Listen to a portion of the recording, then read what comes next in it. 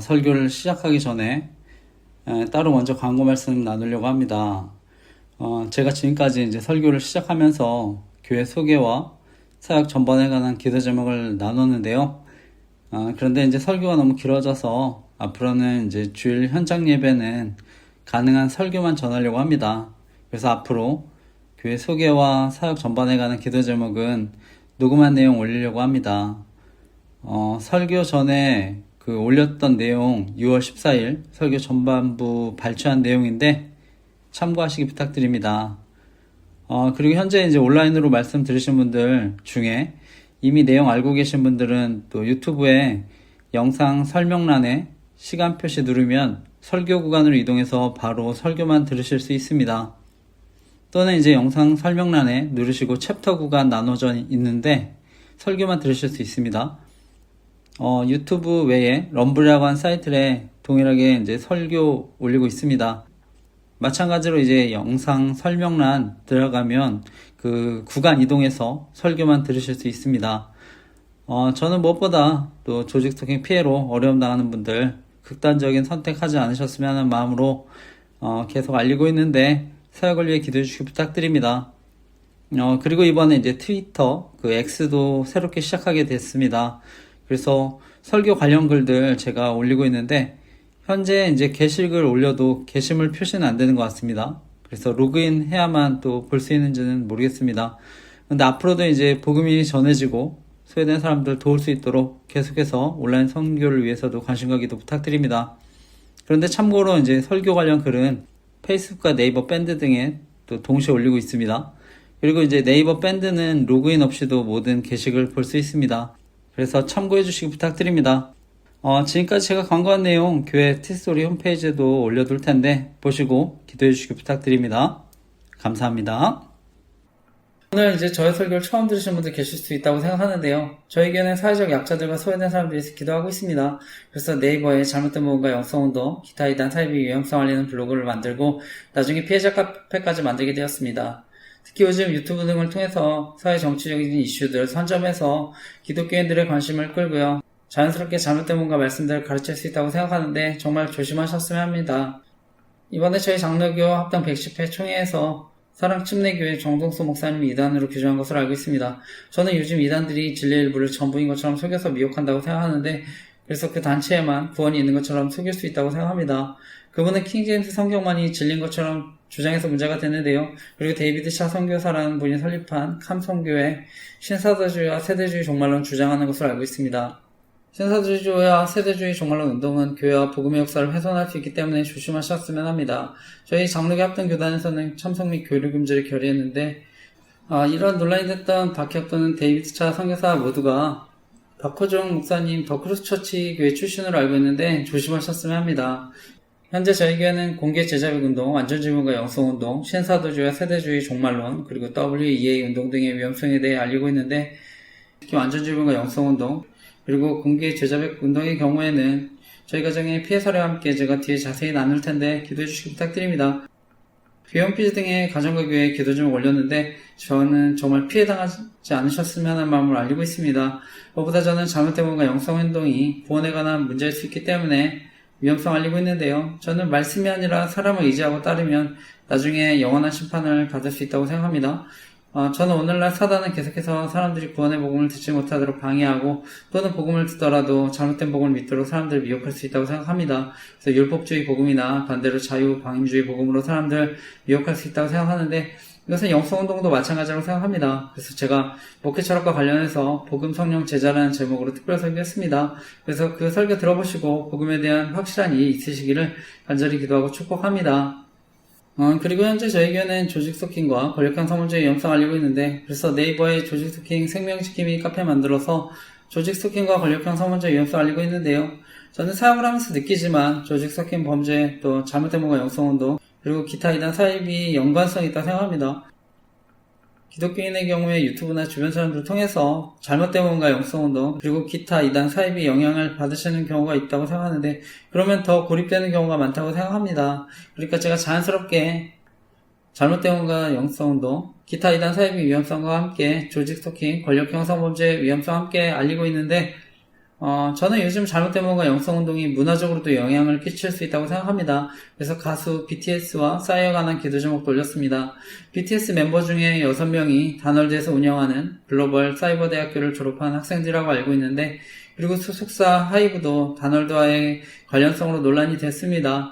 그리고 가수 싸이 장인이 신천지 이만희 씨의 스승으로 알려진 장막성전 유재열 씨라고 해서 논란이 있는데, 저는 영적으로 청소년들과 젊은 사람들까지 영향 끼치지 않도록 기도했으면 좋겠습니다. 그리고 제가 조직 스토킹 피해자들 상담하다 보면 대부분 공통점이 있는데요. 피해당하신 분들 전자기기에 해킹이나 보안에 취약하신 여성분들이 많으십니다. 스마트폰 해킹당한 경우에 전원을 꺼도 배터리가 연결된 상태라면 여전히 해킹당한 상태로 주변 소음도 녹음되는 걸로 아는데요. 그래서 스마트폰 자체가 해킹이 되면 통신정보뿐만 아니라 사생활까지 노출돼서 피해를 키울 수 있다고 생각하는데요. 그래서 저는 가능하면 보안이 좋은 최신 폰을 이용하는 게 가장 좋다고 생각합니다. 그리고 폰 자주 안 바꾸시면 아이폰이 보안 업데이트 지원을 오랫동안 해주기 때문에 추천드립니다. 그리고 요즘은 AI가 발전하고 있는데 저는 보안은 안드로이드 폰보다는 아이폰이 더 좋다고 생각합니다. 그리고 윈도우 PC보다는 맥북 등이 더 보안이 좋다고 생각합니다. 저에게 조직 스토킹 피해로 연락 주신 분들 대부분 스마트폰 등의 해킹 피해를 경험하셨는데, 그런데 요즘은 집에 스마트 기기 등을 사용하실 수 있는데 인터넷에 연결된 스마트 기기 등에도 해커들은 악성 코드를 심을 수 있기 때문에 조심하셨으면 합니다. 스마트 기기 등을 해킹당하면 저는 조직 스토킹 같은 범죄에 더 쉽게 노출될 수 있기 때문에 위험하다고 생각하는데 더욱 조심하셨으면 합니다. 그리고 저는 조직 스토킹 범죄의 경우에 가해 방법만 알아도 큰 도움이 되신다고 생각합니다. 이 조직 스토킹 범죄는 NLP라고 하는 심리 가해 방법을 사용합니다. 자기가 경험한 행동이나 소리를 직간접적으로 다시 표현하는 방법을 사용하는데요. 그래서 개인적 일상과 관련된 암시를 지속적으로 주고 피해자가 감시당하고 있다는 것을 끊임없이 암시하거나 과시함으로써 공포심을 심어줍니다. 제 카페에 방문하시고 연락주신 분들 가운데 NLP라고 하는 심리가해방법에 대해 알고 나서 큰 도움이 되셨다는 분들이 많습니다. 저 역시 이 가해방법에 대해 알고 큰 힘과 용기를 얻고 카페까지 만들게 되었는데요. 주변에 어려움 당하신 분들 계시면 제 카페에 NLP라고 하는 심리가해방법, 조직 스토킹 방법에 대해 꼭 알려주시고 도움 주시기 부탁드립니다. 근데 요즘은 이러한 범죄가 정보통신이나 온라인 활동 등도 감시해서 언론을 통해서 유출시키는 방법도 이용한다고 생각합니다. 그래서 연예인 뉴스기사, 사회적 이슈나 사건들 이용해서 심리적으로 가해하고 괴롭히는 방법도 사용할 수 있다고 생각합니다. 그리고 요즘은 유튜브와 같은 플랫폼 광고, 추천 영상을 통한 사이버 스토킹도 이루어질 수 있다고 생각합니다. 그래서 이러한 사이버 스토킹이 의심되시면 유튜브 등을 사용하실 때 로그아웃 해두시고 유추 정보도 꺼두시기 바랍니다. 그리고 가능하면 유료 VPN도 설치하셨으면 합니다. 저의 경우는 유튜브 채널에 통계 조작도 당한다고 생각하는데요. 그래서 조회수가 오르지 않기도 하고 심지어 갑자기 줄어든 것을 발견하기도 했습니다. 그래서 관련 사진과 함께 기도 제목도 올렸습니다. 그래서 사역에 방해받지 않도록 기도해 주시기 부탁드립니다. 참고로 제 설교는 유튜브 럼블 사이트 동시에 올리고 있습니다. 그래서 둘 중에 하나 이용해서 또 들으시기를 바랍니다. 그리고 페이스북, 네이버 밴드, 스레드 등에 매주 주일 설교 관련한 내용도 올렸었는데 인스타그램과 연동됐던 스레드는 전부 정지가 됐습니다. 새로 만든 개인 스레드도 설교 관련 내용 올리지 않아도 정지가 됐는데요. 저는 여러가지 사역 정보들 보지 못하도록 방해하는 거라 생각하는데 메타라는 회사에서 페이스북, 인스타그램, 스레드를 운영하는 것으로 아는데 스레드만 정지가 됐습니다. 사역에 방해받지 않도록 기도해 주시기 부탁드립니다.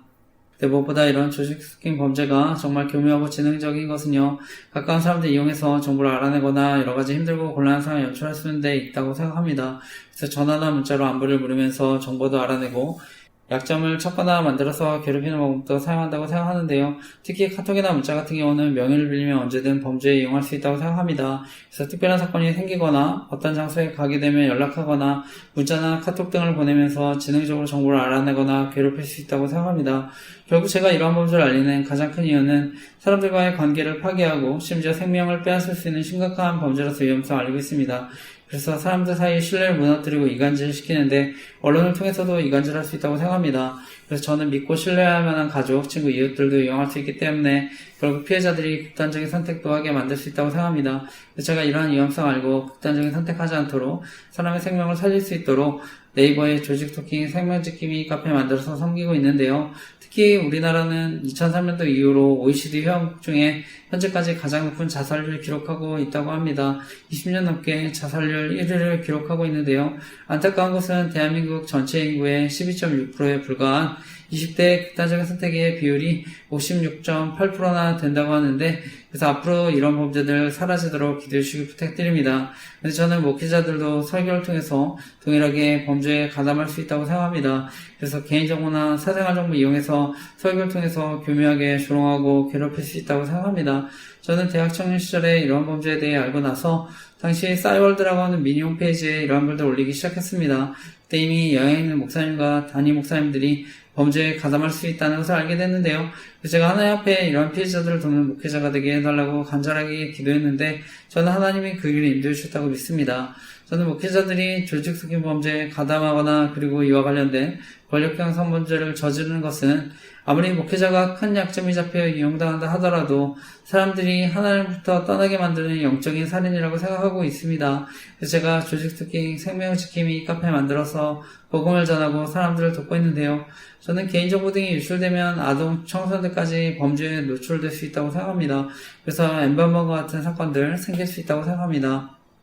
그런데 저는 언론을 통한 조직 스토킹 범죄를 알리면서 오히려 제가 언론을 통해 미성년자 성범죄의 이미지 만들어서 괴롭힘 당했다 생각하는데요. 그래서 저는 학창시절 이미지까지도 조작한다 생각합니다. 그래서 설교를 통해서도 제가 학창시절에 대해 자세히 나눴습니다.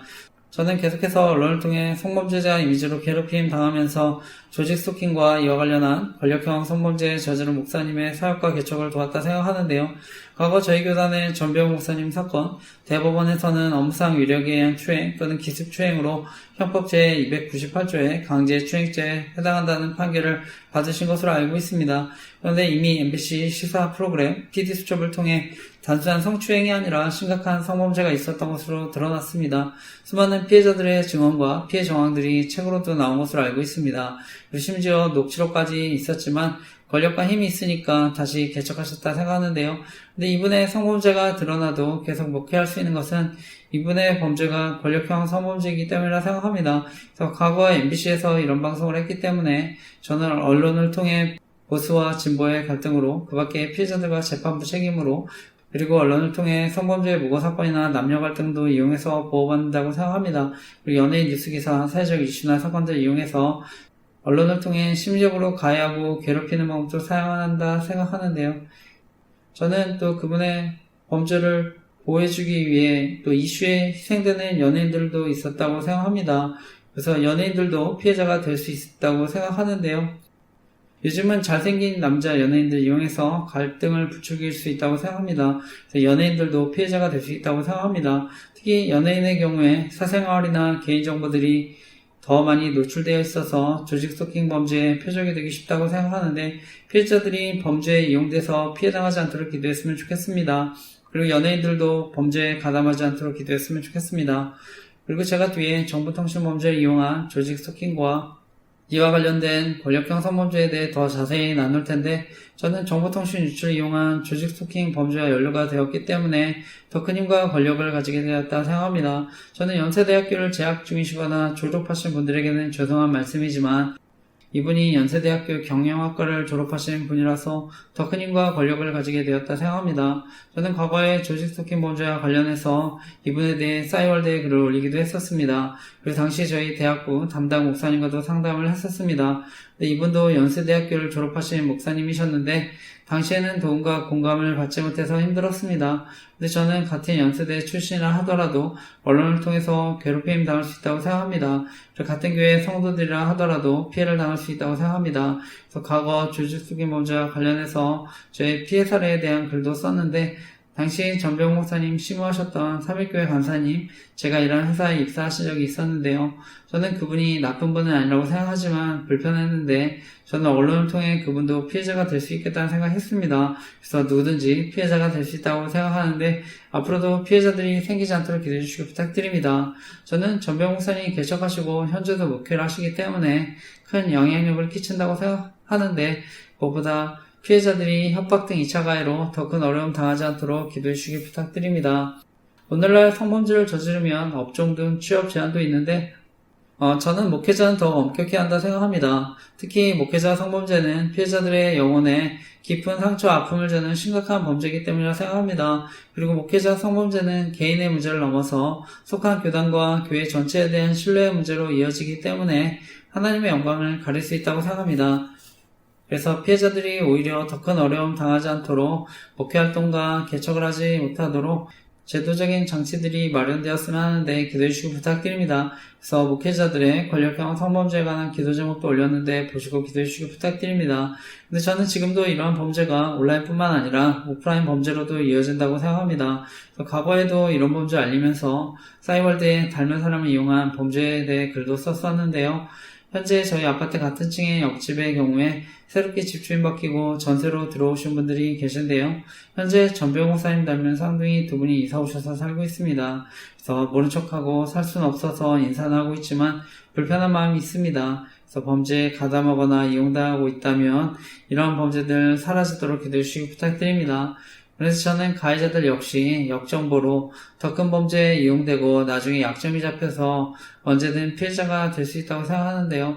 그리고 여성 가해자의 경우는 역정보로 성범죄에 노출돼서 피해를 당할 수 있다고 생각합니다. 특히 오늘날 묻지마 폭행 그리고 살인과 같은 심각한 보복 범죄도 일어날 수 있기 때문에 처음부터 가담하지 않으셨으면 하는 마음에 함께 기도했으면 좋겠습니다. 현재 피해자분들 가운데서 과거 자신의 잘못이나 약점으로 인해서 피해 사실에 대해 알리기를 두려워하시는 분들도 계신 것으로 알고 있습니다. 특히 여성들 같은 경우는 피해 사실을 알리면 성적인 수치심 등으로 괴롭힘 당한다 생각하는데요.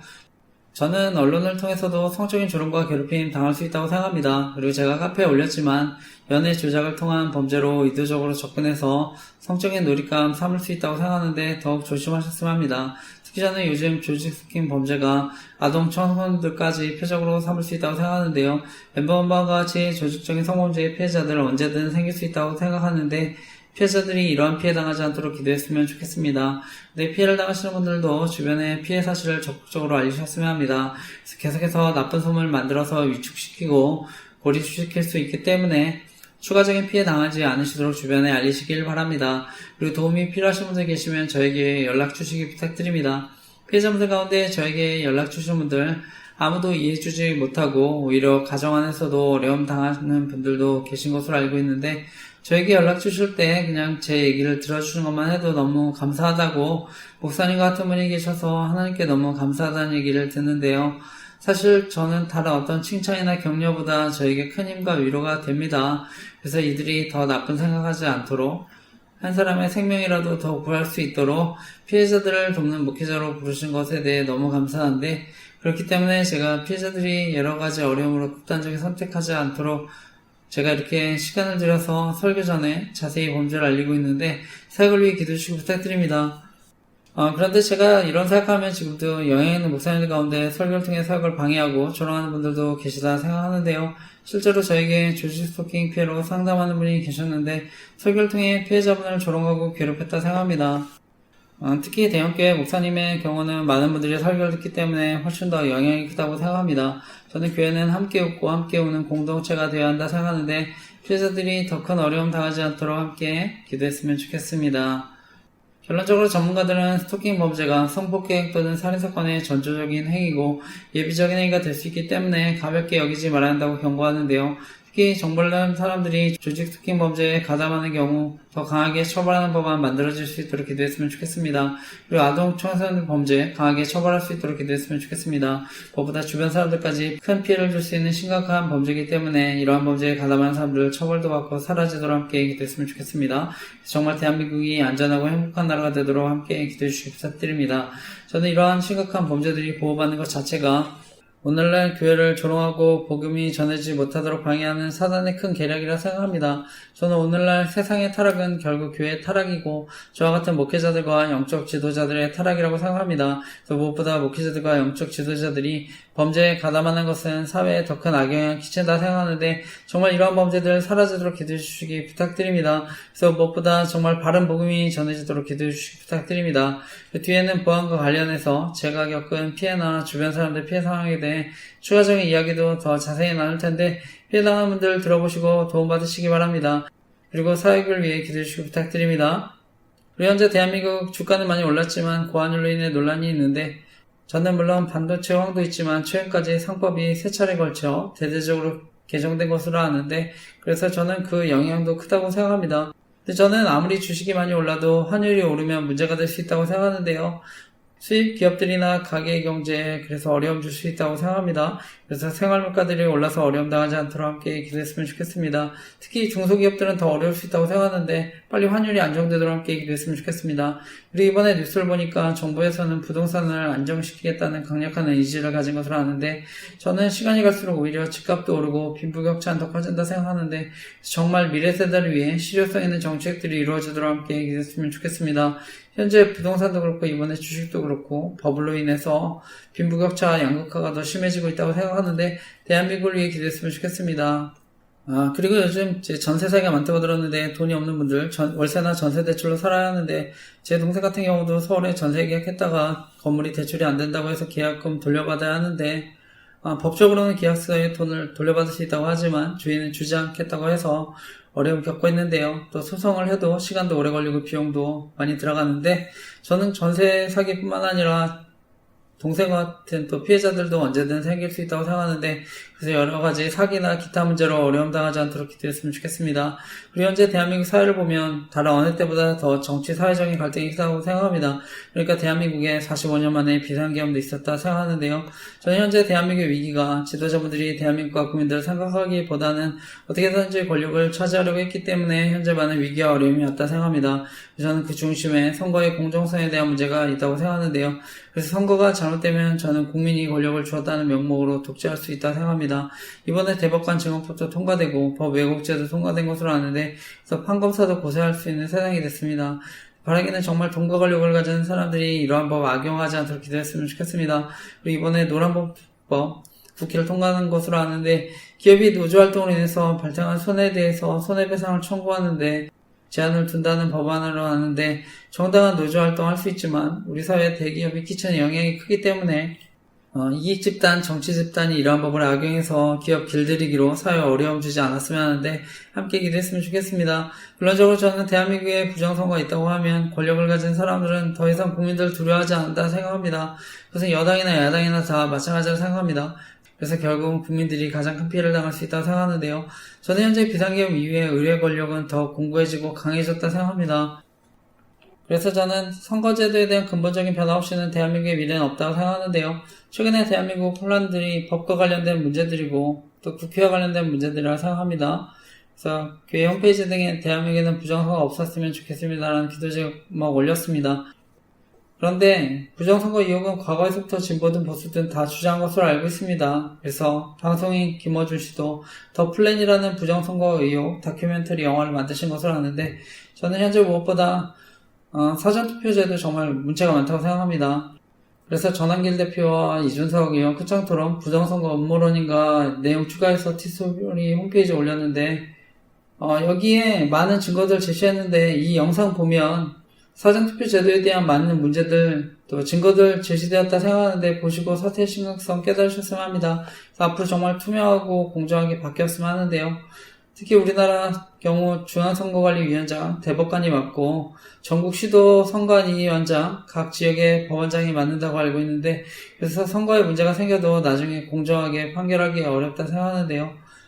선관위는 감사원 등의 직무감사를 받지 않기 때문에 언제든 문제가 될 수 있다고 생각하는데 그러니까 자녀 채용 특혜와 같은 논란들도 계속 벌어졌다고 생각합니다. 그래서 앞으로 이런 현행 제도와 관행들 바뀌었으면 하는데 기대했으면 좋겠습니다. 독일의 경우 전자개표 해킹 위험성 알고 수작업으로 바꾼 것으로 알고 있는데 저는 대한민국도 공정하고 투명하게 바뀌었으면 하는데요. 대한민국의 투표의 공정성이 회복되도록 함께 기대했으면 좋겠습니다.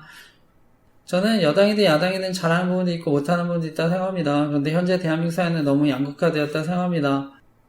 특히 진보와 보수의 갈등으로 진영놀이가 굉장히 심하다 생각합니다. 그래서 이념이나 지역 갈등 끌어들이고 요즘은 세대 간 남녀 갈등도 이용한다 생각합니다.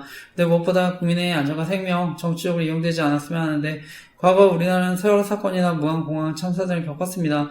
그리고 이번에 군대는 합참에서 장성 전원과 2년 이상 근무한 중령 대령 교체한다는 기사도 봤는데 저는 국민들의 생명과 안전 그리고 안보에 공백이 생기지 않았으면 하는데 함께 기도했으면 좋겠습니다. 과거 하나님은 이스라엘 죄악 가운데 심판하실 때 공의를 행하고 진리를 구하는 한 사람을 찾으신다고 하셨는데 바라기는 공의가 세워지고 진리가 선포되는 나라가 되도록 기도했으면 좋겠습니다. 과거 영국에는 기독교 정치인 윌리엄 밀버퍼스의 헌신과 노력으로 노예제도가 펼치게 되는데요. 저는 영국에 윌리엄 밀버퍼스 같은 사람이 있었기 때문에 영국이 프랑스와 같이 피해혁명이 아니라 복음의 혁명이 일어난 줄 믿습니다. 바라기는 정말 대한민국의 하나님을 경외하는 지도자들이 세워지도록 함께 일했으면 좋겠습니다. 그리고 오늘 저의 설교를 처음 들으시는 분들 계실 수 있다고 생각하는데 저에게는 온라인 선교도 하고 있습니다. 그래서 정말 예수님 모르시는 분들 복음을 듣고 예수님 영접하셨으면 하는 마음으로 말씀 전하고 있습니다. 특히 유튜브 재생 목록에 온 세상을 변화시킬 큰 기쁨의 좋은 소식이라는 재생 목록이 있는데 그 중에는 범사익을 인정하라는 제목의 간증 설교도 나눴습니다. 제가 군생활 시절에 잠언 3장 1절에서 6절 말씀하고 많은 은혜를 누렸는데요. 그래서 제가 어떻게 하나님의 은혜를 받고 누렸는지를 간증한 설교입니다.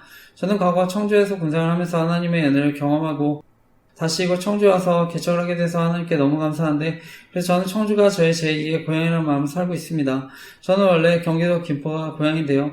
김포의 강릉김씨 집성촌에서 자랐습니다. 그리고 어릴 때 시골의 작은 지하교회에서 예수님 영접하고 이후에도 계속 신앙생활을 해왔는데 하나님이 함께 하신다는 것을 믿지 못했습니다. 근데 나중에 청주에서 군생활을 하면서 하나님이 함께 하신다는 것을 깊이 깨닫게 됐는데요. 그래서 제가 어떻게 하나님 은혜를 경험하게 되었는지를 나눈 특별 설교인데 예수님 모르시는 분들 꼭 설교 들어보시고 예수님 영접하셨으면 합니다.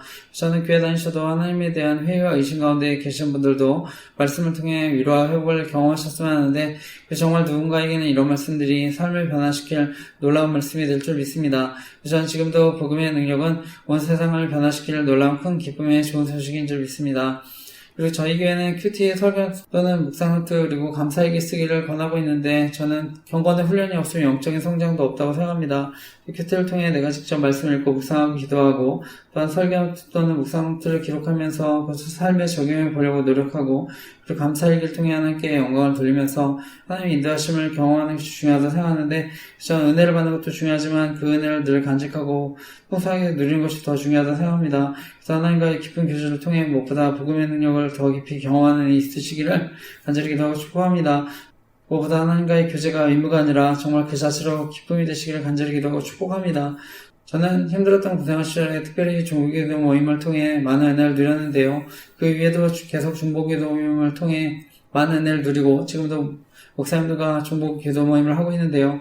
어쨌든 제대하고 그해 2003년도 여름에 수련회에서 예수님을 인격적으로 만나 변화된 삶을 살게 되었다 생각합니다. 그리고 그동안 힘들고 어려웠던 시절에도 하나님이 저를 붙드시고 인도하신 것이 믿어지니까 저에게 의미 없는 하루가 단 하루도 없다는 것을 알게 됐습니다. 그래서 그때부터 지금까지 밀렸을 때도 있지만 하루도 빠지지 않고 감사일기를 써오고 있는데 저는 좋은 일에 대해서도 감사하지만 저의 부족함과 연약함을 발견할 때도 감사하고 있습니다. 그래서 지금까지 많은 은혜를 누리고 있는데요.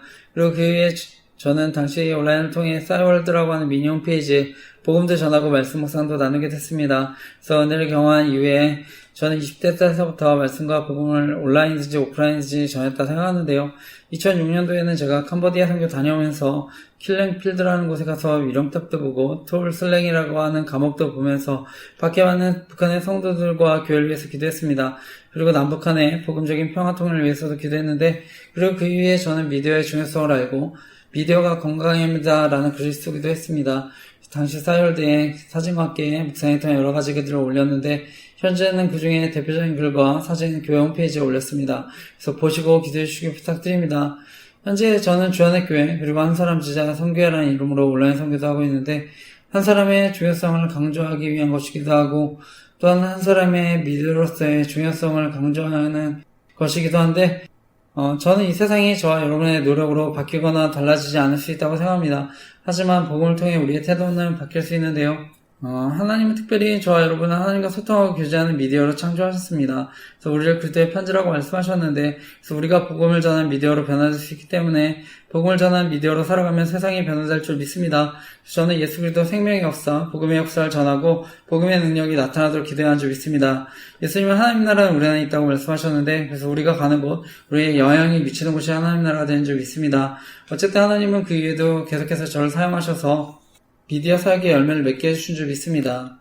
저는 특히 이단의 위험성에 대해서는 많이 알려졌지만 잘못된 무언가 영성운동의 위험성에 대해서는 잘 모를 수 있다고 생각해서 위험성을 알리고 있는데 조직 스토킹과 같은 범죄에 이용될 수 있기 때문에 위험성을 알리고 있습니다. 특히 저는 판교에 있는 김양재 목사님이 심하시는 우리들 교회가 대표적으로 큐티 세미나를 통해 공개 제자교육 훈련을 하고 있는 교회라서 위험성을 알리고 있습니다. 잘못된 영성운동의 경우에는 명백하게 이단이라고 하기에는 어려운 부분이 있는데 그래서 오히려 더 위험할 수 있다고 생각합니다. 그래서 저명 교수님과 총장님들 세미나 설교에 초대해서 공개 죄자백 같은 훈련을 지지하는 것처럼 홍보에 이용할 수 있다 생각합니다. 실제로 저희 가정이 큰 어려움을 겪었다 생각하는데요. 그래서 저희 주례해 주셨던 총신대학원 신대영 교수님이셨던 박영규 목사님 초청받아서 강의도 하신 것으로 알고 있습니다. 그때 아내는 주례해 주신 목사님이 공개 제자백 운동 지지한다고 해서 문제가 됐는데 나중에 목사님도 이용당한다고 생각해서 더 이상 참여하지 않는다고 하셨는데요. 가능한 속지 않으셨으면 하는데 함께 기도해 주시기 부탁드립니다. 저는 이런 공개 제자백 같은 훈련들이 또한 저희 교회가 알리고 있는 조직 스토킹 범죄에 이용당할 수 있다고 생각해서 위험성을 알리고 있습니다. 그래서 누군가에는 약점이 돼서 사람을 노예로 만들 수 있다고 생각합니다. 그리고 나중에 피해를 당해도 피해 사실을 알리지 못하고 오히려 협박당할 수 있다고 생각하는데요. 그리고 여성들 같은 경우는 성범죄에 노출될 수 있다고 생각해서 위험성을 알리고 있습니다. 무엇보다 저는 아이들과 청소년들까지 피해를 당할 수 있다고 생각해서 위험성을 알리고 있는데 정말 피해 당하지 않도록 함께 기도해 주시기 부탁드립니다. 현재 저희 가정의 경우에는 아내가 우리들 교회 청주 지역 여성 모임에 참여하면서 갈등을 빚게 되었는데요. 원래 아내가 청년 때 유성 목사님이 심하셨던 선화목적교회에 다녔는데 현재 유성 목사님 선화목적교회 엔트하시고 미드 지저스 미니스터라고 하는 선교단체를 섬기시는 것으로 알고 있는데 당시 선화목적교회 유성 목사님이 추천하는 순회선교단이라는 선교단체에서 잘못된 뭔가 공개 제자백 같은 훈련을 받고 영향을 받았습니다. 당시 순회선교단의 김용희 선교사라는 분이 가르치는 복음, 내가 짓고 예수로 사는 복음을 강조하는데 저는 저희가 알고 있는 은혜의 복음이 아니라 생각합니다. 그래서 저는 복음이 잘못됐기 때문에 명백한 이단이라고 생각하는데요. 현재 장로교와 합주신교단은 교리금지하고 제가 속한 장로교 합동교단에서는 참여금지했습니다. 그런데 결국 현재 아내는 비슷한 훈련한 모임에 다시 참여하고 있는 것인데요. 저는 보통 이단에 한번 빠지셨던 분들 동일한 복음을 가르치거나 비슷한 훈련한 교회에 더 빠지게 된다 생각합니다. 그리고 이러한 잘못된 복음과 영성운동이 결국 계속해서 사람들에게 신앙적으로 완전하지 못하다는 죄의식과 두려움 갖게 만들어서 계속 자신들을 따르게 만든다 생각합니다. 그래서 자신들이 가르치는 복음과 훈련만이 이러한 죄의식과 두려움 해결해 줄 수 있는 것처럼 속이고 신격화, 교조화시킬 수 있다고 생각하는데 그런데 이것은 결국 율법주의 복음으로 사람들 속이는 거라고 생각합니다. 그래서 위험할 수 있다고 생각해서 완전주의 복음과 영성운동의 위험성을 알리고 있습니다. 그리고 그 밖에 잘못된 뭔가 영성운동의 위험성을 알리고 있는데요. 저는 순회선교단의 김용희 선교사라는 분이 가르치는 복음, 내가 죽고 예수로 사는 복음을 저는 유성 목사님도 동일하게 가르쳤다고 생각합니다. 동일하게 위험할 수 있다고 생각하는데요. 실제로 유성 목사님이 가르치는 복음과 영성운동이 저희 가정에 큰 어려움 끼쳤다 생각합니다. 결혼하고 나서 알게 됐지만 아내가 가족들에게 공개 제자백하면서 복음을 전해서 큰 문제를 일으켰던 것을 알게 되는데 처음에 장인어른하고 장모님 앞에서 공개 제자백하고 장모님은 다른 가족들에게 하지 말라고 했지만 나중에 처남과 처자 앞에서도 공개 제자백하면서 복음을 전한 걸로 알고 있는데요. 그리고 결혼하고 나서는 장인어른은 큰 부자셨는데 히말라야 등반하시다가 고산 증세로 안타깝게 돌아가시게 됐습니다. 그러니까 이제 상속을 결정해야 할 때가 있었는데 처남은 모든 재산을 갖고 싶다고 하고 장모님은 아내와 처제에게 상속을 포기하라고 설득했는데 아내가 장녀고 처남은 아내보다 6살 어렸습니다. 아내는 갑자기 상속 포기하는 게 하나님 뜻이라고 해서 저는 당황했는데요. 그런데 당시 아내는 선화목적교회 유성 목사님 설교 듣고 친한 사람들과 영성일기라고 하는 공개일기를 쓰면서 자신의 믿음과 신앙을 간증했습니다. 제가 그것을 쓰지 말라고 했는데 지금은 예수동행 일기라는 이름으로 바꾼 것으로 알고 있습니다. 처남이 장모님도 살아계신데 장모님 이용해서 모든 재산을 달라고 하는 게 성경적이지 않다고 생각하고 나중에 문제가 될 수 있다고 생각했습니다. 그리고 결국 처남은 장모님 모시겠다고 했지만 결국 모든 것을 다 상속받고 현재 따로 나와 살고 있는 것으로 아는데요. 그리고 아내는 우리들 교회에 소개받고 자신을 이해하고 위로받을 수 있는 훈련과 공동체에 더 빠지게 되었다 생각합니다. 당시 저는 아내가 유성 목사님에게 종교적인 가스라이팅을 당했다 생각합니다. 근데 저 개인적으로도 신대원을 가서 사역할 때 조직적인 스킨도 경험하고 그분이 저를 거짓 선지자인 것처럼 설교를 통해서 괴롭혔다 생각하는데요. 근데 저는 오히려 그분이 잘못된 뭔가 영성운동을 가르친다고 생각했습니다. 어쨌든 현재 아내는 공개 제자백하는 우리들 교회 소개받고 계속 갈등이 있는데 그런데 아내가 저도 우리들 교회 모임에 계속 끌어들이려고 했었습니다. 그래서 함께 훈련받아야 가정이 산다고 하면서 강제로 1년 6개월 별가당기도 하고 그리고 나중에 저를 정신병원에 강제 입원시키려고도 했었습니다. 그리고 강제 입원시키기 위해 우리들 교회 모임에서 기도를 부탁한 것으로 알게 됐습니다. 제가 모임에 직접 찾아가서 얘기도 했는데 아내 편을 들고 조롱당했다 생각합니다. 근데 나중에 정신병원에 강제 입원시키려고 했던 게 처남과 장모님 계획이었다는 것을 알게 됐는데요. 그리고 당시 처남의 경제적인 지원도 있었던 것으로 알고 있습니다. 그런데 아내도 계속해서 조직 속인 피해자들 돕지 못하도록 정신과 치료받자고 괴롭혔는데 심리적으로 가하기 위해 이해할 수 없는 행동들을 해서 힘들고 괴로울 때가 있었습니다. 저는 당시 아내도 범죄에 가담할 수 있겠다는 생각을 해서 그리고 우리교회 공개 제자별 훈련이 조직 속인 같은 범죄에 이용될 수 있겠다는 생각을 해서 간절히 기도했습니다. 저는 기본적으로 아내가 분별력과 판단력이 떨어진다 생각합니다. 이미 종합심리검사라도 나타나는데 어쨌든 저는 사역도 계속 방해받고 도저히 이대로는 안 되겠다 생각해서 소송을 해서라도 정리하려고 했었는데요. 근데 아내가 주례주신 목사님 앞에서 미안하다고 하고 우리들교회 모임 정리하겠다고 약속해서 다시 살게 됐는데 그때 거짓말한 걸 알게 됐습니다. 그래서 별거 중에 소송까지 하니까 너무 힘들어서 결국 우리들교회 모임 정리하겠다고 한 건데 제가 소송도 취소하고 이제 어려움 없어지니까 아내는 이런 상황 이용해서 계속 우리들교회 모임 참여해야 한다 생각합니다. 그리고 우리들교회에서도 아내에게 계속 연락해서 끌어들여야 한다 생각하는데요. 그런데 주례해주셨던 박윤규 목사님은 아내가 너무 힘들다고 연락하니까 결국 아내에게 합의한 내용은 다르지만 우리들교회 목장 모임에 참여한다 하더라도 관여하지 않겠다 얘기하신 것을 아는데요. 그러나서 아내는 점점 더 마음대로 행동한다 생각합니다. 그래서 어떤 때는 대놓고 집에서 우리들교회 설교 틀어놓고 있어서 당황하기도 하고요. 우리들교회 큐티에서 큐티책 버렸는데 이후에 크게 싸웠습니다. 화해한다고 했는데 여전히 계속 자신은 우리들 교회 모임 나가겠다고 해서 답답했는데요. 그런데 공개 제자별 훈련뿐만 아니라 유튜브에 보면 신사도주의와 세도주의 종말을 운동하는 선교단체에도 빠졌던 적이 있었습니다. 데이비드 차 선교사 캄 선교사에 훈련하는 성경 공부를 온라인으로 했는데 그때도 아내가 몰래 성경 공부하다가 걸려서 책을 버렸는데요. 그래서 이후에 신사도주의와 세도주의 종말론 위험성에 대해 알리는 글도 써서 홈페이지에 올렸습니다.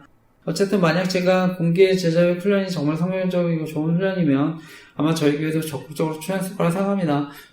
그런데 지금도 많은 목사님들 우려하는 훈련이고 저도 신앙 잠시인상 앞으로 문제가 될 수 있다는 것을 알기 때문에 결코 추천할 수 없는 훈련인데요.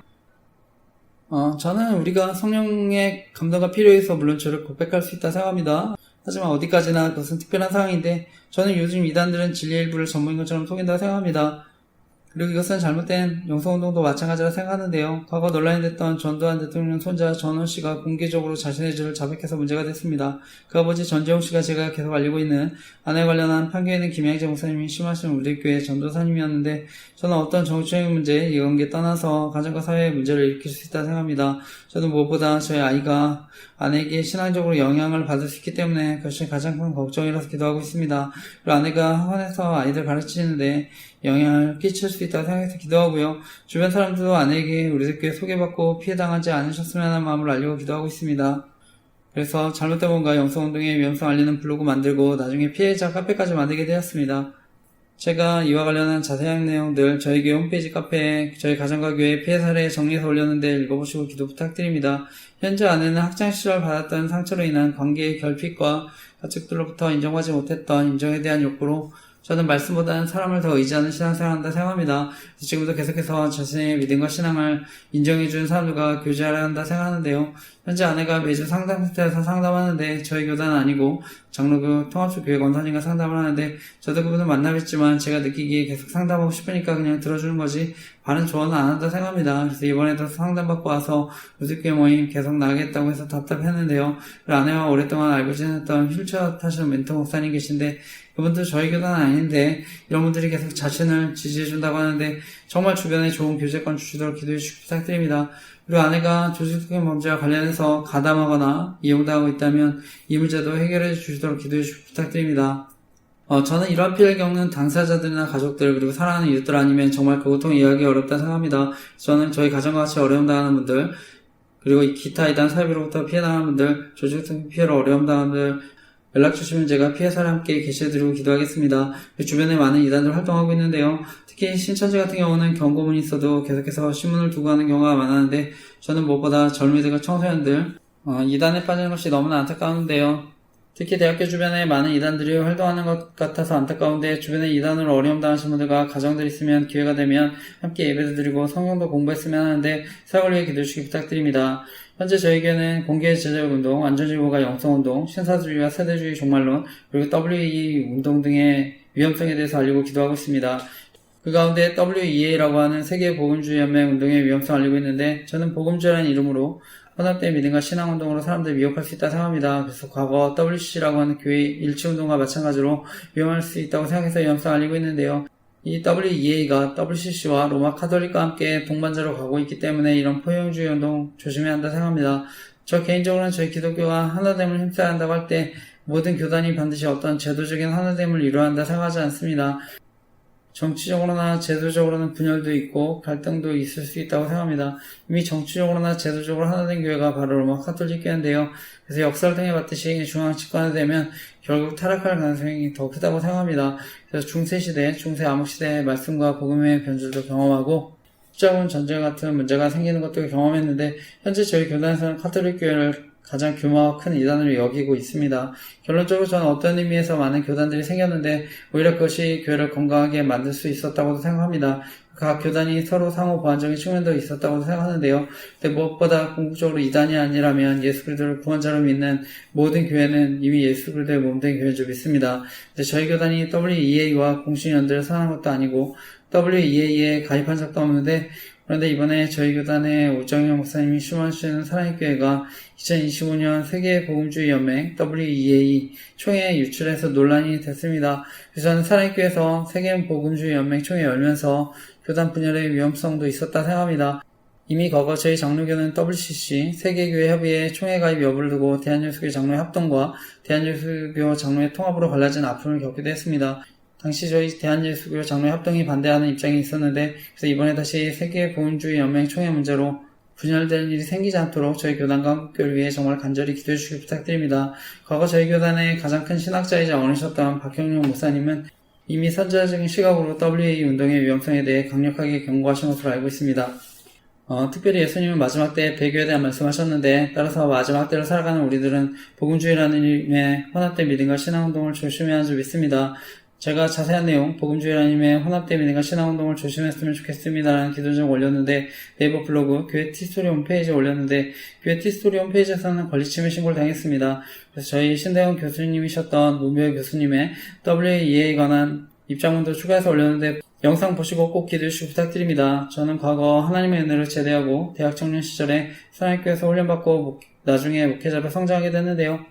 사랑교회는 옥한웅 목사님이 개척하시고 나중에 저희 교단과 한국교회를 대표하는 가장 여유있는 교회 가운데 하나가 됐습니다. 저는 옥한웅 목사님 살아계실 때 설교를 통해서도 은혜를 받고 나중에 제자훈련 지도자 세미나 칼세미를 통해서 영상이지만 옥 목사님의 목회 철학과 강의를 듣고 큰 은혜를 누렸는데요. 현재는 오정영 목사님이 심호하고 계신데 제가 알기로 사랑교회 심호하시는 오정영 목사님 이제 은퇴도 얼마 안 남으신 것으로 알고 있는데 사랑교회가 저희 교단과 한국교회에 선한 영향력을 끼칠 수 있도록 함께 기도해 주시기 부탁드립니다. 저는 현재 대한민국에 많은 정치, 경제, 사회적 혼란들이 있지만 궁극적으로는 영적인 혼란이라고 생각합니다. 그래서 교회가 먼저 똑바로 주님만 바라보도록 함께 기도했으면 좋겠습니다. 그래서 하나님이 통치하시고 인도해 주시도록 함께 기도했으면 좋겠습니다. 그럼 저는 하나님께서 대한민국의 정치, 경제, 사회적인 문제들도 해결해 주실 줄 믿습니다. 그리고 요즘 통신사의 통신정보 유출에 대한 논란들이 있었는데 저는 저희 조직 스토킹 카페에 통신사 직원부터 해커까지 개인정보 처리자들을 곳곳에 섭외해놓고 이른바 심부름센터 불법 흥신소를 운영해온 일당이 경찰에 붙잡혔다는 기사 올렸습니다. 조사 결과 이들은 개인정보를 1차적으로 확보할 수 있는 통신사 직원, 구청에서 근무하는 사회복무 요원, 해커 등을 섭외해서 개인정보 등을 알아냈다고 하는데 저는 현재 KT 사용하고 있는데 통신정보 등이 유출되면 누구든 범죄의 표적이 될 수 있다고 생각합니다. 저희 딸 사진 필요하다고 해서 증명사진 카카오톡으로 보냈었는데 저는 유출돼서 언론을 통해 이용당했었다 생각합니다. 그리고 저희 노예 목사님들 카카오톡 단톡방 유출당해서 조롱당했다 생각하는데 저희 딸과 수영에 같이 갔는데 언론을 통해 유출돼서 조롱당했다 생각합니다. 저는 이런 개인정보 등이 유출되면 아동 청소년들까지 범죄에 노출될 수 있다고 생각하는데요. 그래서 저희 교회가 알리고 있는 조직적인 범죄에 이용당할 수 있다고 생각해서 필독공지에 통신사와 개인정보를 다루는 사람들에 관한 기도점을 올렸습니다. 특히 주변 사람도 큰 피해를 줄 수 있기 때문에 정말 이러한 범죄에 사라지도록 함께 기도해 주시기 부탁드립니다. 무엇보다 아동 청소년 범죄에 가담하는 사람들 강력하게 처벌받았으면 하는데 기도해 주시기 부탁드립니다. 이번에 카카오톡은 15년 만에 대대적인 개편을 한 것으로 알고 있는데 그래서 교환 취약점들이 개선돼서 앞으로 국민 메신저 앱으로 신뢰를 받았으면 합니다. 그 밖에 스마트폰 해킹 등의 피해로 어려움 당하는 분들 계시면 피해당하지 않도록 기도했으면 좋겠습니다. 저 개인적으로는 요즘에 이런 통신정보 유출에 따른 조직 스토킹 피해들 생길 수 있다 보니까 가능한 보안이 좋은 메신저 앱도 사용하고 있습니다. 젊은 사람들은 인스타그램, DM메시지도 많이 이용하고 텔레그램도 많이 이용하는 것으로 알고 있는데 저 개인적으로는 시그널은 앱이 보안이 좋다고 해서 추천드리고 있습니다. 통화나 문자 다 이용할 수 있습니다. 그래서 통신정보 등의 유출로 피해당하시는 분들 계시면 이용해 보셨으면 합니다. 그리고 조직 속인 피해자분들 연락하실 수 있도록 시그널로 보안 링크 만들어서 알리고 있습니다. 그리고 텔레그램 링크도 있는데 피해당하신 분들 계시면 이용해보시고 연락주시 부탁드립니다. 저는 오늘날 돈과 권력을 가진 사람들이 자신의 기득권을 지키기 위해 저지르는 범죄가 이런 조직 속인 범죄라 생각합니다. 그리고 여기에 이익집단, 정치집단, 그리고 이단들도 마찬가지라 생각합니다. 그래서 권력과 힘이 있으면 이러한 사적 제재 범죄가 일어날 수 있다고 생각합니다. 그리고 언론을 통한 교묘한 딥페이크 범죄가 일어날 수 있다고 생각합니다. 그래서 언론을 통해 사람들을 속이고 선동할 수 있다고 생각하는데요. 저의 경우에 할 수만 있으면 설계나 사육정보 알아내서 자신의 이익과 정치적인 공작에 이용하려 한다 생각합니다. 그리고 조직 속인 범죄에 가담하는 목사님들도 마찬가지라 생각하는데요. 그래서 설교를 준비할 때나 올릴 때, 그리고 교회 티토리 홈페이지에 접속할 때도 이용당했었다 생각해서 조심하고요. 그리고 주보에 설교에 관한 정보도 이용당했었다 생각해서 조심하고 있습니다. 그리고 설교 영상도 토요일에 올리고 있습니다. 결론적으로 설교를 토요일에 올리게 된 것은 감사하게 생각하고 있습니다. 하나님이 어떻게 인도해주시는지를 돌아볼 수 있어서 너무 감사한데, 어쨌든 저는 지금도 제가 이 자리에 설교하지만 제 설교에 엿들을 수 있으면 언제든 이용당할 수 있다고 생각합니다. 교회가 제하긴 하지만 사무실이나 잠옷실에 있으면 옆에 생활소음 다 들립니다. 그리고 요즘에 기술도 발달했기 때문에 엿들을 수 있으면 정보를 이용할 수 있다고 생각합니다. 어쨌든 그럼에도 이용당하지 않도록 최대한 조심하고 있는데 사역에 방해받지 않도록 기도해 주시기 부탁드립니다. 그리고 제가 그 밖에도 여러가지 개론 제목 나누고 있는데 요즘에는 부정선거 의혹에 대해 알리니까 정치인들을 이용해서 조롱한다 생각합니다. 저는 이미 돌아가신 저희 어머니 이미지까지도 방송을 통해 조롱하고 있다고 생각합니다. 그래서 나는 솔로라는 연애 프로그램 PD나 제작진들 범죄에 가담할 수 있다고 생각합니다. 그리고 외할아버지는 지리산에서 특수부대 교관이셨고 야당 국회의원으로도 출마하셨던 것을 아는데 정치적으로 이용했다 생각합니다. 그리고 가까운 친구, 이웃들도 피해를 당한 사람들도 있었다 생각합니다. 대표적으로는 전청조 사건 이용해서 괴롭혔다 생각합니다. 그리고 돌아가신 저희 장인어른 사건도 정치적으로 이용했다 생각합니다. 장인어른의 경우에는 히말라야 등반하시다가 고산 증세로 안타깝게 돌아가셨는데 정치적으로 이용했다 생각합니다. 그래서 전 누구든지 피해자가 될 수 있다고 생각하는데 제가 이와 관련한 기도 제목도 다음 페이지에 올렸습니다. 저뿐 아니라 저희 가족, 가까운 사람들도 어려움 당하지 않도록 기도해 주시기 부탁드립니다. 그 밖에 저희 교회를 방문하시거나 예배 드신 분들, 그리고 연락 주시는 분들도 신상 안에서 괴롭힐 수 있다고 생각하는데 어려움 당하지 않도록 기도해 주시기 부탁드립니다. 그래서 다시 한번 말씀드리지만 정말 이러한 범죄들 사라져서 대한민국이 안전하고 행복한 나라가 되도록 기도해 주시기 부탁드립니다. 오늘은 세상의 힘과 논리에 굴복하지 않기라는 제목으로 하나님 말씀 나누겠습니다. 이번 주에 이제 월드컵 32강 진출을 위한 조별리그 또 남아공과의 최종전에 우리나라가 져서 조 3위가 됐는데요. 그래서 이제 자력 진출에는 실패해서 다른 조 경기 결과를 기다려야 되는 상황인데 저는 경기 결과가 좋으면 더없이 좋겠지만 지금까지 또 감독이나 저는 선수들이 최선을 다하고 있다고 생각합니다. 그래서 무엇보다 또 선수들은 또 다치지 않고 경기를 또 잘 마무리했으면 하는데 또 대한민국 또 축구 대표팀 위해서 또 기도했으면 좋겠습니다. 그리고 오늘도 이제 지난주에 이어서 고린도전서 말씀을 나누는데요. 지난주에는 제가 이제 음행에 대한 말씀을 나눴습니다. 그래서 교회 안에서도 도덕적으로 이제 혼란한 일들이 많이 일어나고 있었는데요. 바울은 이제 새 덩어리가 되기 위해서, 새 반죽이 되기 위해서 이제 묵은 누룩을 버리라고 이제 단호하게 말씀합니다. 저는 지금도 이제 교회를 무너뜨리려고 하는 묵은 누룩이 있다고 생각합니다.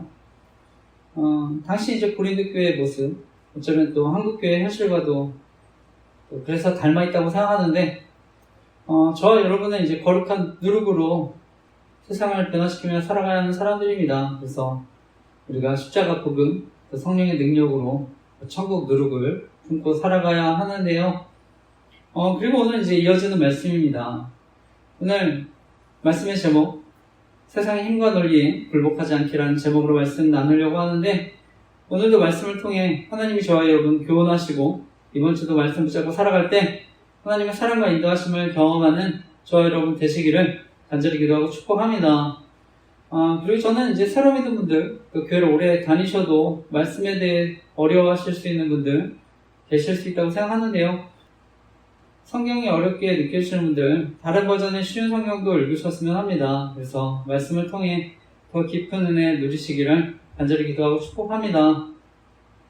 오늘 제가 여러분과 나누고 싶은 핵심적인 교훈은요, 우리는 세상의 힘과 논리에 굴복하지 않고 영적인 자존감을 지키고 하나님 나라의 상속자답게 거룩하게 살아가야 한다는 것입니다. 오늘 말씀을 보면 고린도 교인들은요, 서로 분쟁이 생기면 세상 법정에 나아가 싸웠다고 하는데요. 그 말씀 오늘 다시 고린도전서 6장 1절에서 3절 말씀을 다시 한번 읽어보겠습니다. 읽겠습니다. 시작. 너희 중에 누가 다른 이와 더불어 다툼이 있는데 구태여 불의한 자들 앞에서 고발하고 성도 앞에서 하지 아니하느냐? 성도가 세상을 판단할 것을 너희가 알지 못하느냐? 세상도 너희에게 판단을 받겠거든. 지극히 작은 일 판단하기를 감당하지 못하겠느냐? 우리가 천사를 판단할 것을 너희가 알지 못하느냐? 그리하거든 하물며 세상 일이랴. 아멘. 오늘 말씀을 보면 고린도 교인들은요, 서로 분쟁이 생기면 이제 세상 법정에 나아가서 이제 싸웠다고 합니다. 그래서 바울은요, 왜 그것을 세상 법정에서 고소하느냐? 여러분들이 세상을 심판해야 될 사람들인데 사소한 문제도 직접 이제 판단할 능력이 없느냐 이렇게 얘기하는 것입니다. 제가 다시 자세히 나누겠지만 당시 고린도 교인들은요, 일반적인 상식으로도 판단할 수 있는 일, 사소한 일들까지도 이제 법정에 가져갔습니다. 바울은 이제 성도들의 신분을 가리키면서 장차 이제 세상을 심판할 사람들이라고 얘기합니다. 그래서 성도가 세상을 심판할 것을 너희가 알지 못하냐고 얘기하는 것입니다. 우리가 천사들 심판한다는 것을 알지 못하냐고 얘기하는 것인데요. 그래서 앞으로 저와 여러분은요, 하나님의 공의로 세상을 다스릴 그 하늘의 왕이 계승자들입니다. 그래서 피조물인 천사들보다 비교할 수 없이 높은 영광스러운 지위를 얻게 되는데요. 이처럼 엄청난 특권을 받은 존재들이 저와 여러분입니다. 그럼에도 당시 이제 고린도 교인들이 일반적인 문제까지도, 그런 판단할 수 있는 문제까지도 사소한 일까지 법정에 가져갔다고 하는데, 오늘 세상 사건이 원어적으로 우리가 먹고 살고 장사하는 일상의 작은 평범한 일들 얘기합니다. 당시 로마는요, 법정에서 어떤 세련된 수사 또 말솜씨로 상대방을 이기고 승리하는 것이 자신의 어떤 사회적 지위, 명예를 이제 과시하는 이런 문화를 가졌다고 합니다.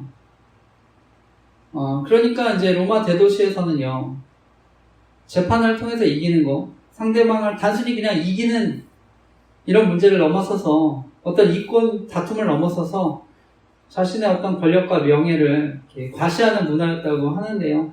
그래서 이런 소송들을 좋아해서 각 도시마다 법정이 있었고요. 수백 명의 배심원들이 있었다고 합니다.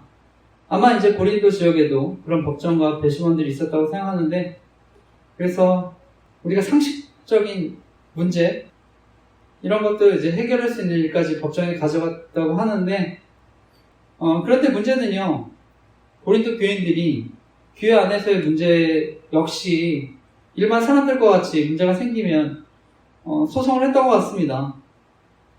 저는 오늘날도 이런 고린도와 닮은 모습들이 있다고 생각하는데요. 그 가운데 이제 가장 아무래도 소송 문화가 발달한 곳이 저는 미국이라고 생각합니다. 그래서 미국의 길거리를 걷다 보면 변호사들의 대형 광고판을 쉽게 볼 수 있다고 하는데요. 광고 문구는 이렇습니다. 돈은 한 푼도 내지 마십시오. 이기면 그때 받겠습니다. 이것은요, 변호사가 이제 소송 비용을 대고 이제 승소했을 때 배상금의 30-40%를 떼어가는 방식이라고 하는데요. 그러니까 미국에서는 매년 수천 건의 소송이 제기된다고 합니다. 그래서 일반적인 상식으로는 이해하기 힘든 황당하고 사소한 소송까지도 실제로 일어난다고 하는데요. 그 중에 이제 대표적인 소송들이 있는데, 2022년도 중반에 미국에서 일어난 캔맥주 집단 소송이 있었다고 합니다. 한 소비자가 이제 유명 맥주 회사를 상대로 무려 5천만 달러, 우리 돈으로 이제 700억이 넘는 손해배상을 제기했는데, 그 이유가요, 캔맥주에 적힌 용량만큼 액체가 들어있어야 하는데 막상 이제 따라보면 거품이 차지하는 부피 때문에 실제 그 액체량이 적다고 이제 소송을 한 것입니다. 그러니까 법원은 이제 맥주에서 이제 거품이 생기는 게 당연하기 때문에 소비자도 이를 인지하고 있다고 하면서 이제 소송을 기각을 했고요. 그 밖에 이제 초콜릿 과자, 킨더조이, 오레오를 상대로 소송을 걸었다고 얘기합니다. 그래서 포장지를 보면 크림이 가득 차 있는데 실제로는 달랐다는 거죠. 그러니까 내가 정신적인 기만을 당했다 그래서 이제 소송을 했다고 하는데요. 그래서 거대 로펌들이 달라붙어서 수개월간 과자 속에 어떤 크림의 적정 비율을 두고 법정 공방을 벌였다고 합니다. 이제 이것 역시 기각되었지만 어떻게 보면 일상에서 우리가 어느 정도 넘어갈 수 있는 것조차 이제 결국 돈 때문에 거액의 법정 소송을 벌이게 되었다고 하는데, 그래서 고린도 교회에 있었던 그런 소송 모습이 저는 또 오늘날의 또 소송 만능주의를 또 보여주는 사건이라고 생각을 합니다. 결국 오늘 말씀은요, 바울이 당시 이제 소송 문화가 교회 안에 영향을 끼치는 것을 우려하는데요. 그래서 결국 바울은요, 당시 그렇게 지식과 지혜를 자랑했던 고린도 교인들이 사실은 얼마나 어리석고 초라한지를 말씀하는 것입니다. 오늘 이어서 4절에서 8절 말씀, 그 말씀도 같이 함께 읽어보겠습니다. 읽겠습니다. 시작. 그런즉 너희가 세상 사건이 있을 때에 교회에서 경히 여김을 받는 자들을 세우느냐? 내가 너희를 부끄럽게 하려 하여 이 말을 하노니 너희 가운데 그 형제간의 일을 판단할 만한 지혜 있는 자가 이같이 하나도 없느냐? 형제가 형제와 더불어 고발할 뿐더러 믿지 아니하는 자들 앞에서 하느냐? 너희가 피차 고발함으로 너희 가운데 이미 뚜렷한 허물이 있나니 차라리 불의를 당하는 것이 낫지 아니하며 차라리 속는 것이 낫지 아니하냐. 너희는 불의를 행하고 속이는구나. 그는 너희 형제로다. 아멘. 이어지는 말씀을 보면은요, 그렇게 지식과 지혜를 자랑했던 고린도 교인들이 얼마나 어리석고 초라한지를 보여주는 것입니다. 그래서 교회 안에서 스스로 해결할 수 없느냐고 이제 얘기하는데요. 당시 사실은 상식과 양심, 말씀의 원리만으로도 충분히 고린도 교회 문제들 해결할 수 있었습니다. 그럼에도 그들의 교만, 이기심, 파벌 싸움으로 결국 교회의 영적 자정 능력을 잃어버린 것인데요. 그래서 바울은 교회가 이미 세상을 심판한 지혜와 능력 가졌다는 걸 다시 강조하는 것입니다. 그래서 세상 문화를 따라갈 것이 아니라 교회 내부의 어떤 신앙적인 권위와 상식을 통해서 문제를 해결하라고 말씀하는 것인데요. 오늘 말씀이 저는 무조건 그리스도인들이 억울한 범죄를 당해도 무조건 참고 또 신고하지 말고 재판하지 말라고 하는 말씀이 아니라고 믿습니다. 우리가 세상의 불법적인 공격, 사기, 범죄로부터 나 자신과 가족, 사회 정의를 지키는 것은요, 성경적으로 정당합니다. 그래서 사회의 질서유지, 또 다른 피해자의 피해 방지, 또 공의를 실현할 수 있는데요. 예를 들어서 폭력 피해자가 가해자를 고소하는 것은요, 추가 피해를 막고요, 사회적 정의를 세우기 위한 당연한 방어 기제입니다. 바울도요, 유대인들의 불법적인 폭력, 암살 위협으로부터 자신을 보호하기 위해서 황제의 재판을 적극적으로 요청했습니다. 또 자신의 시민권도 활용하고요. 그러니까 우리도 우리의 권리를 위해서 법적인 보호를 받기 위해서 우리가 법정에 설 수 있습니다. 근데 오늘 말씀은요, 약자를 보호하기 위한 법이 아니라 형제를 억압하고 자신의 배를 채우는 그런 도구로 사용했기 때문에 바울이 또 오늘 이런 말씀을 하는 것입니다. 그러니까 바울은 이런 문제에 대해서 법정까지 소송으로 가지 말아야 한다고 얘기하는 것입니다. 저는 과거나 지금이나 힘의 논리가 있다고 생각합니다. 저는 당시 로마 사법 제도도 평등하지 않을 수 있었다 생각합니다. 돈이 많고 사회적 지위가 높은 사람, 또 변호사를 고용해서 재판을 저는 유리하게 이끌 수 있는 그런 상황이었다 생각하는데요. 그래서 만약 교회 안에서 부유하고 권력 있는 성도가 가난하고 힘없는 성도를 상대로 만약에 법정에서 소송을 제기한다면 이것은 세상과 마찬가지로 돈과 권력을 가진 사람, 교회에서 약한 형제를 굴복시키게 되는 것입니다. 그러니까 교회 안에서도 세상의 논리가 더 우선시되는 것인데요. 결국 세상과 마찬가지로 세상의 기득권을 가진 사람이 교회 안에서도 힘의 논리로 승리하는 것입니다. 결국 바울은 이러한 힘의 논리에 교회가 오염되는 것을 저는 용납할 수 없었을 거라 생각합니다. 그래서 바울 입장에서도 교회 안에서 다투는 것, 법적 문제로 싸울 게 아니라 하나된 형제 자매끼리 해결해야 한다고 그렇게 강조한 줄 믿습니다. 그래서 바울은 결국 이런 문화 가운데 저와 여러분 영적인 자존심을 지키라고 또 얘기하는 줄 믿습니다. 바울은요, 그리스도인들이 교회 안에서 세상의 논리로 싸우게 되는 것, 결국 세상에 대한 영적 패배를 의미한다고 말씀하는 것입니다. 우리 그리스도인들은요, 세상의 빛과 소금으로 하나님의 살아계심을 보여줘야 하는 사람들입니다. 그런데 이런 세상의 문화가 이제 교회 안으로 들어오면 이것이 결국 무너지게 되는 것인데요. 저는 오늘날 또 동일하게 어떤 세상 문화가 교회 안으로 들어오는 경우가 또 많다고 생각하는데 그 가운데 하나가 교회를요, 하나의 어떤 기업 그리고 목회자를 또 CEO로 생각하는 문화일 수 있다 생각합니다. 그래서 세상과 마찬가지로 목회자도 교회 안에서 어떤 경영 성과를 또 내야 하는 것처럼 또 생각하는 문화일 수 있다고 생각하는데요. 교회도 세상의 기업과 같이 숫자와 크기로 또 성공을 증명해야 된다고 하는 그런 문화가 또 있을 수 있다 생각합니다. 그래서 교회 수가 얼마가 되는지, 뭐 예산이 얼마가 되는지, 그 건물이 얼마나 웅장한지에 따라서 또 그 목회자를 이제 판단할 수 있다고 생각하는데요. 그것에 따라서 또 성공한 목회자, 또 무능하고 실패한 목회자로 성도들은 또 판단할 수 있다고 생각하는데, 저는 어떻게 보면 세상의 그런 가치관과 문화, 그런 논리가 또 교회 안에 또 침투해 있는 것일 수 있다 생각합니다. 바울은요, 바울이 큰 건물 짓고 사람들 얼마나 뭐 하는지가 중요한 게 아니라 같은 자리에서 얼마나 신실하게 저는 복음의 씨앗을 뿌렸는지 그것을 보았다고 또 믿습니다. 그러니까 또 바울도 사역자들을 하나님의 밭에 또 비유했다고 믿는데요.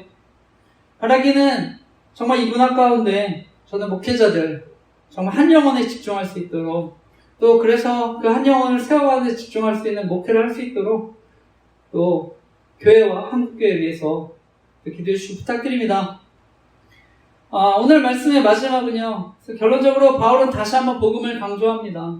오늘 마지막 말씀 9절에서 11절 말씀도 같이 함께 읽어보겠습니다. 읽겠습니다. 시작. 불의한 자가 하나님의 나라를 유업으로 받지 못할 줄을 알지 못하느냐. 유업을 받지 말라. 음행하는 자나 우상 숭배하는 자나 간음하는 자나 탐색하는 자나 남색하는 자나 도적이나 탐욕을 부리는 자나 술 취하는 자나 모욕하는 자나 속여 빼앗는 자들은 하나님의 나라를 유업으로 받지 못하리라.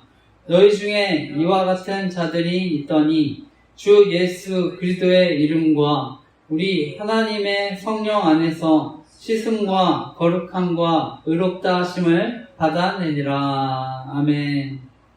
오늘 마지막은요, 바울은 다시 한번 복음을 강조합니다. 그러면서 불의한 자들이 하나님 나라를 기업으로 받지 못한다는 것을 알지 못하냐고 하는데요.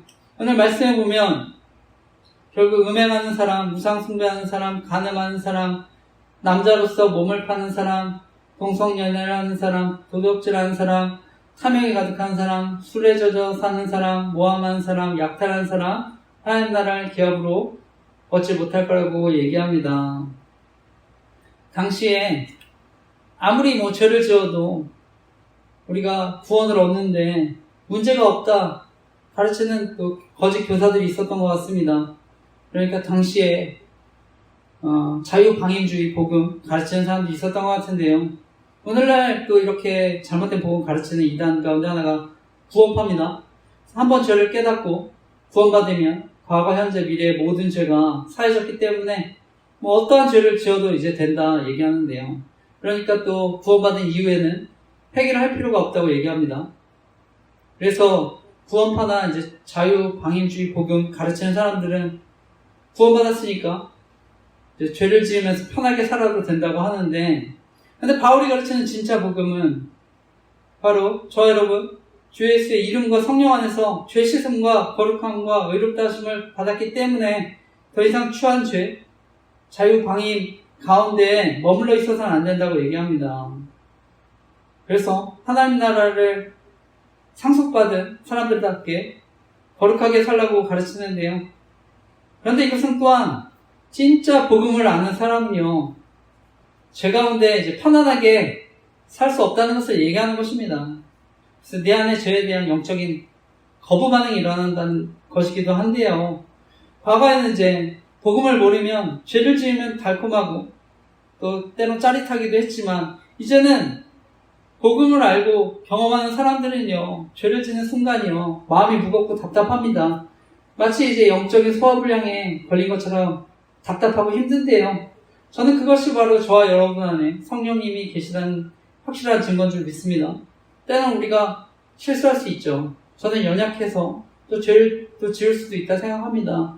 하지만 그 자리가 너무 불편하고요, 추하게 느껴지기 때문에 결코 그 자리에 오래 머물러 있을 수가 없는데요. 그런즉 우리가 무슨 말을 하리요? 은혜를 더하게 하려고 죄에 거하겠느냐? 그럴 수 없느니라. 죄에 대하여 죽은 우리가 어찌 그 가운데 더 살리요? 그런즉 우리가 무슨 말을 하리요? 은혜를 더하게 하려고 죄에 거하겠느냐? 그럴 수 없느니라. 죄에 대하여 죽은 우리가 어찌 그 가운데 더 살리요? 아멘. 때론 저와 여러분 죄와 우리의 연약함 때문에 마음이 불편하고 짓눌리는 것 같아 괴로우십니까? 저와 여러분 성령님 함께 하시고 우리가 하나님의 자녀라는 것을 지금도 성령님을 증거하시는 줄 믿습니다. 그렇기 때문에 지금도 사랑하는 자녀들 위해서 영혼의 빨간불을 켜시고 양심의 경고음을 울리시는 줄 믿습니다. 그래서 죄를 지으면 마음이 무겁고 기도의 문을 막으시고 예배드릴 때 눈물이 쏟아지게 하는 줄 믿습니다. 계속 제가 강조하는 것은요, 결국 우리 기독교의 복음은요, 존재 자체를 바꾸는 영적 재창조입니다. 그래서 성령으로 죄를 씻고 거룩함과 의롭다 하심을 얻고 살아가는 건데요. 바울도 결국엔 그 복음을 강조한 줄 믿습니다. 바로 성령으로 죄를 씻고 거룩함과 의롭다 하심으로 살아가라고, 성령의 능력으로 살아가라고 마지막에 또 계속 권면한 줄 믿습니다. 그래서 우리에게 진정한 변화를 가져다 줄 수 있는 것, 복음이라고 얘기한 줄 믿습니다. 복음만이 내 영혼을 살리고 죄를 밀어내고 우리가 빛의 자녀로 살아가도록 한다고 강조한 줄 믿습니다. 바라기는 정말 그 복음을 통해 우리가 또 세상의 힘과 논리에 굴복하지 않고 또 영적인 자존심을 지키며 살아가는 저와 여러분 되시기를 간절히 기도하고 축복합니다. 말씀을 마치면서요, 우리가 하나님 나라를 기업으로 받는다는 것, 하나님 나라의 유업을 받는다는 것, 하나님 나라를 상속받는다는 것은요, 앞으로 이루어질 미래인 동시에 현재적인 성격을 갖습니다. 이미 죄 씻음과 거룩함과 의롭다 하심을 받은 현재형 상속을 받은 것입니다. 현재형 상속자로 살아가는 것입니다. 미래의 저와 여러분은요, 세상이 끝나는 날 혹은 주님이 다시 오실 때 분명히 죄와 사망, 눈물로 고통이 완전히 사라진 완벽한 하나님 나라를 우리가 경험하고 살아가게 될 것입니다. 하지만요, 진짜 놀라운 신비는요, 바로 그러한 하나님의 은혜를요, 지금 우리가 앞당겨서 받을 수 있다는 것입니다. 바로 에베소서 1장 14절에서 성령님이 우리 기업의 보증이 되신다고 얘기하는 것입니다. 바로 우리 안에 평안, 성령의 위로, 죄를 이길 수 있는 능력을 우리가 먼저 지금 그것을 누리고 있는 줄 믿습니다. 우리가 이 땅에서 성령 하나님을 통해서 하나님 나라의 기쁨, 평안, 사랑을 현재형으로 그래서 맛보며 특권을 누리고 살아가는 줄 믿습니다. 그래서 미래의 완성될 그 부유함을 우리가 기대하며 살아가게 되는 줄 믿습니다. 비록 현재 저와 여러분이 가진 것이 없다 할지라도 내 스스로 봤을 때 나는 초라해 보인다 할지라도 저는 내 안에 계신 성령이 함께 하시기 때문에 천국의 부유함을 누리고 또 이번 한 주도 또 거룩한 자존감으로 살아가시기를 간절히 기도하고 축복합니다. 세상에서는 교회 다닌다고 밥이 나오냐 쌀이 나오냐 조롱할 수 있지만 저는 아무리 좋은 음식을 먹고 좋은 집에 살아도 결국 영혼이 굶주리면 우울증, 허무함, 불안이라고 하는 저는 영적 기아 상태에 빠질 수 있게 된다고 생각합니다. 예수님께서는 그래서 나는 생명의 떡이라고 말씀하시고요. 나에게 오는 사람들 결코 줄이지 아니할 거라고 말씀하셨습니다. 예수께서 이르시되 나는 생명의 떡이니 내게 오는 자는 결코 줄이지 아니할 터이요 나를 믿는 자는 영원히 목마르지 아니하리라. 예수께서 이르시되 나는 생명의 떡이니 내게 오는 자는 결코 줄이지 아니할 터이요 나를 믿는 자는 영원히 목마르지 아니하리라. 아멘. 바라기는 저와 여러분 세상이 줄 수 없는 영혼의 양식, 하늘의 양식을 공급받아서 또 우리 삶의 영혼을 찌우시기를 바랍니다. 우리 삶의 영적인 변화들을 그래서 경험하시기를 바랍니다. 그래서 너는 내 사랑하는 자녀다 음성을 듣고 새 힘을 공급받아 살아가는 저와 여러분 되시기를 간절히 기도하고 축복합니다.